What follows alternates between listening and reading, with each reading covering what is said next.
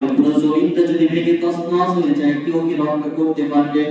আল্লাহর জন্য বলছেন ওয়ালাইন জালাতা ইন আমসাকাহুমা মিন আহাদিন মিন বাদি, আর যদি ধসে পড়ে যায় তাহলে সে আল্লাহ ছাড়া এটাকে স্থির কেউ রাখতে পারবে? আল্লাহ পাক এখানে প্রশ্নবোধক চিহ্ন রেখেছেন আমাদের জন্য। ওয়ালাইন জালাতা ইন আমসাকাহুমা মিন আহাদিন মিন বাদি, যদি ধসে পড়ে যায় আসমান এবং জমিনটা, আল্লাহ ছাড়া কেউ কি স্থির রাখতে পারবে? পারবে? আল্লাহ পাক আপনাকে আমাকে প্রশ্ন করছেন। তাহলে দোস্ত বুজুর্গ, আপনাকে আমাকে সুন্দর ভাবে বুঝতে হবে, আপনাকে আমাকে এটা নিয়ে অ্যানালাইজ করতে হবে। যিনি এটাকে যদি ভেঙে দেন তাহলে এটাকে ধরে রাখার মতো ক্ষমতা কেউ রাখে না। যদি আসমানটা ঝুলন্ত অবস্থায় ভাসমান অবস্থায় আছে, খুঁটিবিহীন আসমানটা দাঁড়িয়ে আছে, যদি আল্লাহ পাক তার নিয়ন্ত্রণ থেকে এটাকে ছেড়ে দেন, পড়ে যাবে কি যাবে না?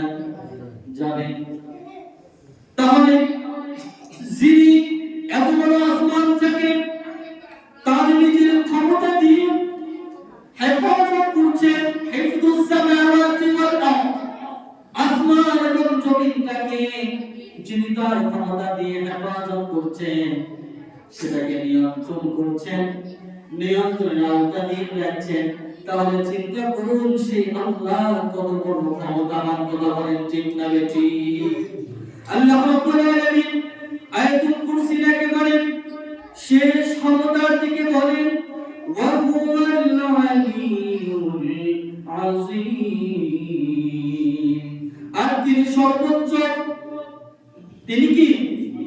ওয়া হুয়াল আলিয়্যুল, তিনি সর্বোচ্চ, আল আযীম, তিনি সর্বশক্তিমান, মহান।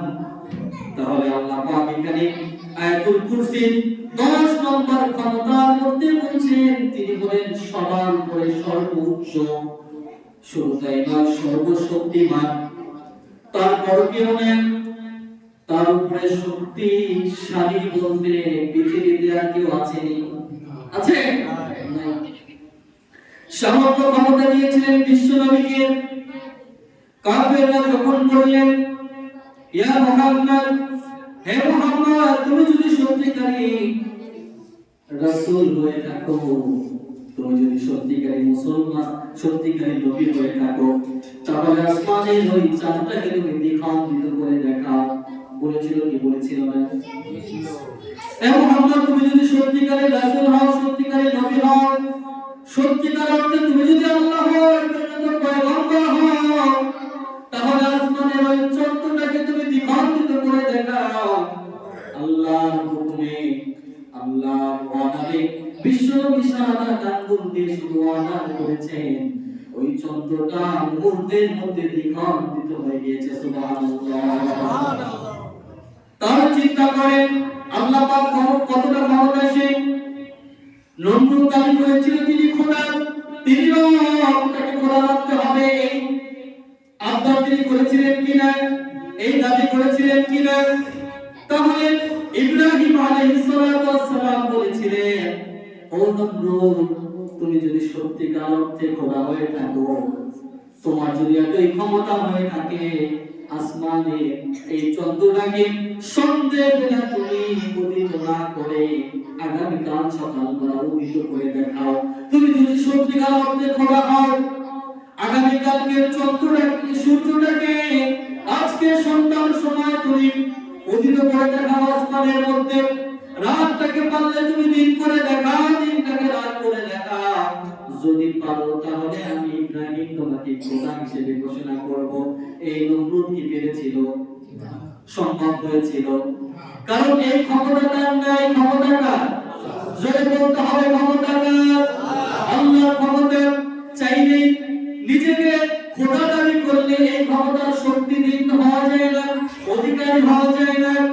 এই ক্ষমতার অধিকারী হতে হলে ওয়াহুয়াল আলিয়্যুল আযীম হতে হবে। তিনি সর্বোচ্চ, সর্বশক্তিমান, মহান। ওয়াহুয়াল আলিয়্যু, আল আলিয়্যু দ্বারা বোঝানো হয়েছে তিনি সত্তা, সবার উপরে, বুঝতে হবে। আবার কেন করেন আর আলী রাদিয়াল্লাহু আনহু চেয়েছেন তিনি ক্ষমতায়, সত্তায়, মর্যাদায়, কর্তৃত্বে সবার উপরে যিনি, তিনি হলেন আল আলিয়্যু। এখানে আপনাকে বুঝতে হবে আল্লাহর উপরে কি কোনো সত্তা আছে? আছে? সেই পৃথিবীর শুরু থেকে আদম আলাইহিস সালাতু ওয়াস সালাম থেকে শেষ নবী মুহাম্মদ সাল্লাল্লাহু আলাইহি সাল্লাম পর্যন্ত কয়েকজনে নিজেদেরকে খোদা দাবি করেছিল, নমরুদ দাবি করেছিল। সামান্য একটা খোড়া নেংড়া মাছি দিয়ে নমরুদকে আল্লাহ পাক জোগা দিয়ে পিটিয়ে পিটিয়ে অপমানিত লাঞ্ছিত করতে করতে এই দুনিয়া থেকে বিতাড়িত করেছে। কথা বলেন ঠিক না বেঠিক? ফেরাউন নিজেকে সত্তা আল্লাহ দাবি করেছিল, খোদা দাবি করেছিল। ফেরাউনকে আল্লাহ পাক নদীর মধ্যে চুবিয়ে চুবিয়ে দুনিয়া থেকে বিতাড়িত করেছিল। ওই নমরুদ তাড়াতে পারে নাই, ফেরাউন তাড়াতে পারে নাই। কিন্তু আমার আল্লাহ কিয়ামত পর্যন্ত থাকবে কি থাকবে না? কিয়ামতের পরে আল্লাহ থাকবেন কি থাকবেন না? এখন আল্লাহ আছেন কি আছেন না? আরো আগে আল্লাহ ছিলেন কি ছিলেন না? আদম আলাইহিস সালামের সময় আল্লাহ ছিলেন কি ছিলেন না?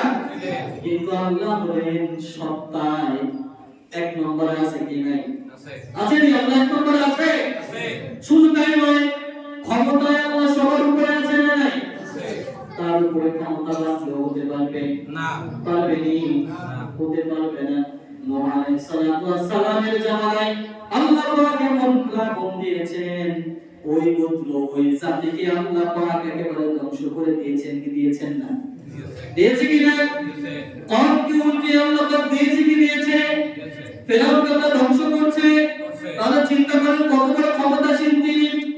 আবার মর্যাদায় আল্লাহ পাক সবার উপরে, তার উপরে মর্যাদা বানার কেউ আছে? বলুন আছে নি? আল্লাহর উপরে কেউ মর্যাদা বানায়? আল্লাহ পাক সূরা আল মধ্যে বলছেন সাব্বিহ ইসমা রাব্বিকাল আ'লা আল্লাযী খালাকা ফাসাওয়া। আল্লাহ বলছেন তোমার সুবহান, খেয়াল করবেন, সাব্বিহ ইসমা রাব্বিকাল আ'লা, হে রাসূল তোমার সুবহান রবের তাসবিহ পাঠ করো। সুবহানাল্লাহ, সুবহানাল্লাহ। হে রাসূল সাব্বিহ ইসমা রাব্বিকাল আ'লা, তোমার সুবহান রবে, সুবহান পালনকর্তা, সুবহান সৃষ্টিকর্তা, সুবহান কর্তৃত্বদাতার নামে তাসবিহ পাঠ করো। সুবহানাল্লাহ। শুধু তাই নয়, আল্লাযী খালাকা ফাসাওয়া, যিনি সৃষ্টি করেছেন এবং সমতা বজায় রেখেছেন, সমতা কায়েম যিনি করেছেন, সেই রবের নামে তাসবিহ পাঠ করো। তাহলে বলুন তো মর্যাদায় সবার উপরে কে? ফিরাউন নাকি আমার আল্লাহ? জোরে বলতে হবে নমরুদ নাকি আমার আল্লাহ? তাহলে চিন্তা করেন মর্যাদায় সবার উপরে আমার আল্লাহ এবং কর্তৃত্ব সবার উপরে আমার আল্লাহ। আর আর আলিয়ুন ক্ষমতাশীল, এই চারটা গুণের অধিকারী যিনি হতে পারবেন তিনি হলেন আল আলিয়্যু ওয়া হুয়াল আলিয়্যু। এরপরে আল আযীম, এখানে চারটা গুণের অধিকারী যিনি হতে পারবেন তিনি হলেন আল আযীম। এক নম্বর, যিনি মহাশক্তিধর। বলুন তো মহাশক্তিশালী কে? আল্লাহ। যিনি এত বড় প্রজেক্ট আসমান এবং জমিনটাকে নিয়ন্ত্রণ করছেন। ইন্নাল্লাহা ইউমসিকুস সামাওয়াতি ওয়াল আরদা আন তাযুলা, যিনি আসমান এবং জমিনটাকে ধরে রেখেছেন যেন বসে পড়ে না যায়। এত বড় প্রজেক্ট যিনি রক্ষণাবেক্ষণ করছেন, হেফাজত করছেন, তার চাইতে কোনো শক্তিশালী কেউ হতে পারে না? জোরে বলতে হবে হতে পারে না? হতে পারে না। দুই নম্বর, যার মহিমার কোনো সীমা নেই। আল্লাহর মহিমার চাইতে কারো মহিমা বেশি হতে পারে না? আল্লাহর মহিমার কোনো সীমা রেখা আছে? হ্যাঁ, তার মহিমার কোনো সীমা রেখা আছে? আল্লাহর মহিমার কোনো সীমা রেখা নেই। তিন নম্বর, দুনিয়ার রাজত্ব যারা করে তাদের রাজত্ব স্থায়ী নাকি ক্ষণস্থায়ী? জোরে বলতে হবে, স্থায়ী নাকি ক্ষণস্থায়ী? ক্ষণস্থায়ী। কিন্তু আমার আল্লাহ পাকের রাজত্ব স্থায়ী নাকি ক্ষণস্থায়ী? স্থায়ী রাজত্ব তিনি, স্থায়ী রাজত্ব তিনি করছেন। পৃথিবী সৃষ্টির আগেও তিনি রাজত্ব করেছেন, পৃথিবী চলছে এখনো তিনি রাজত্ব করছেন।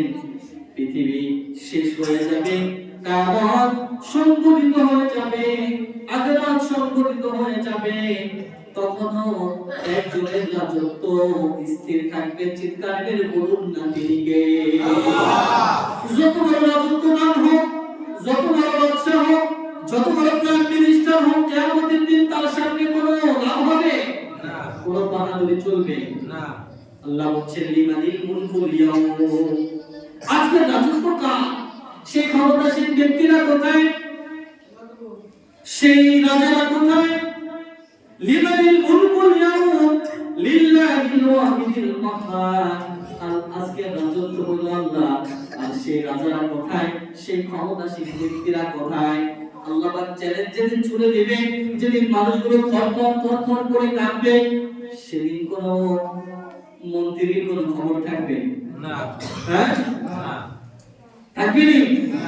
এলাকার মেম্বার যিনি আছেন তার কোনো খবর থাকবে না। হ্যাঁ, এলাকার বড় সুফি সাহেবের কোনো খবর থাকবে না। সেদিন কোনো খবর থাকবে না। একজনের ক্ষমতা, একজনের রাজত্ব সেদিন হবে, তিনি কে? আল্লাহ। 4 নম্বর যে গুণ থাকতে হবে, জ্ঞানী এবং কুদরতি। যিনি হন মহাজ্ঞানী কে? আল্লাহ। আল্লাহর উপরে কোন জ্ঞানী আছে? মাটির নিচে কি আছে কেউ জানে না, জানে কে? আল্লাহ। পানির নিচে কি আছে কেউ জানে না, জানে কে? আল্লাহ।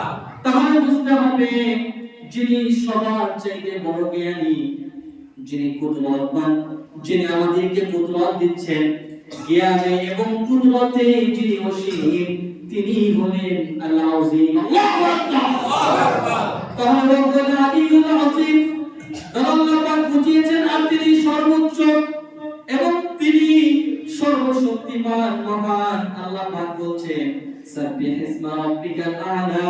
হে রাসূল, আপনি তাসবিহ পাঠ করুন আপনার মহিমান্বিত সেই রবের নামে। পাঠ করবেন কি? পাঠ করবেন? তাসবিহ পাঠ করব কার নামে? আল্লাহর নামে। জোরে বলতে হবে কার নামে? আল্লাহর নামে। আল্লাহর নামে আমাদেরকে তাসবিহ পাঠ করতে হবে। আল্লাযী খালাকা ফাসাওয়া, যিনি সৃষ্টি করেছেন এবং যিনি আমাদের সকলের মাঝে সমতা কায়েম করেছেন। আল্লাহ পাক যিনি এত বড় ক্ষমতা রাখেন, চাইলে আমাদেরকে ধ্বংস করে দিতে পারেন কি পারেন না? পারেন। জোরে বলতে হবে পারেন কি পারেন না? আল্লাহ পাক সূরাতুল আনআমের 133 নম্বর আয়াতের মধ্যে আল্লাহ পাক আমাদেরকে চ্যালেঞ্জ করে বলছেন রাব্বুকাল গনিয়্যুল রাহমা। আল্লাহ পাক তোমার প্রতিপালক অমুখাপেক্ষী করুণাময়, এই আশায় ইউহিবুকুম ওয়া ইস্তাখলিফ মিন বাদিকুম মা ইয়াশাউ কামা আনশাকুম মিন যুররিয়াতি কওমিন আখারিন। আল্লাহ পাক বলেন তিনি ইচ্ছা করলে তোমাদের সবাইকে অপসারণ করে দিতে পারেন, তোমাদেরকে ধ্বংস করে দিতে পারেন, এবং যেমন তোমাদের অন্য এক সেই স্থানে অন্যদেরকে আবার আনয়ন করতে পারেন, যেমনি ভাবে কামা আনশাকুম মিন যুররিয়াতি কওমিন আখারিন, যেমনি ভাবে আমাদেরকে একটা গোত্র, একটা সম্প্রদায়ের বংশধর থেকে সৃষ্টি করেছেন, সেইভাবে আল্লাহ পাক অন্য সম্প্রদায়ের বংশ থেকে অন্যদেরকে সৃষ্টি করে এখানে আনয়ন যিনি করতে পারেন আর আমাদেরকে যে অপসারিত করে দিতে পারেন, এত বড় ক্ষমতা আল্লাহ ছাড়া কারো হতে পারে না। জোরে বলতে হবে হতে পারে না, হতে পারে না। এর জন্য বিশ্বনবী যখন কালেমার দাওয়াত দিয়েছেন তখন বলেছেন আলা তা'মানুনি ওয়া আনা আমিনু ফিস সামা, তোমরা কি আমাকে বিশ্বাস করো না? ও কুরাইশ বংশ, ও আরববাসী, আনা তা'মানুনি ওয়া আনা আমিনু ফিস সামা, তোমরা কি আমাকে বিশ্বাস করো না অথচ আমি আসমানে যিনি আছেন তার পক্ষ থেকে বিশ্বস্ত রাসূল। আল্লাহু আকবার। অপরাধ বংশ শহরবাসী তোমরা কি আমাকে বিশ্বাস করো না? আমি ওয়ানা আমিনু ফিস সামা, আমি হলাম সেই মহা শক্তিশালী আল্লাহর বিশ্বস্ত পয়গম্বর, আল্লাহর পক্ষ থেকে প্রেরিত বিশ্বস্ত রাসূল। তোমরা কি আমাকে বিশ্বাস করো না? এই রাসূল আবার বলেছেন ইন্নাল্লাহা আযীমুন ইউহিব্বুল আযমা, নিশ্চয় আল্লাহ মহান, তিনি মহাত্ম পছন্দ করেন। তিনি তো মহান, আবার তিনি এই মহত্বকেই পছন্দ করেন। কিন্তু যিনি পছন্দ করেন তিনি মহান, আবার যিনি মহান তিনি মহত্বকে পছন্দ করেন। সুতরাং পৃথিবীর কেউ এত বড় মহত্ব হতে পারবে না, তার ধারে কাছে 1000%-এর 1% কে আবার 1000 যদি করেন, এইভাবে করতে করতে সামান্য শস্যের কণার মতো যদি হয়, তাহলেও সেই ততটুকু ক্ষমতার অধিকারী পৃথিবীর কেউ হতে পারবে না। সুতরাং আমরা ইবাদত করব সেই মহান রবে। এই আয়াতুল কুরসির বিষয় নিয়ে আলোচনা করেছি, 10টা বিষয় নিয়ে আলোচনা করেছি। আল্লাহ পাক আমাদের সকলকে এই 10টা বিষয়ের উপর আমল করার তৌফিক দান করুন, বলেন আমিন। আল্লাহ পাক আমাদের সকলকে এই আয়াতুল কুরসির উপরে আমল করে এর ফজিলত অর্জন করার তৌফিক দান করুন, সকলে আমিন।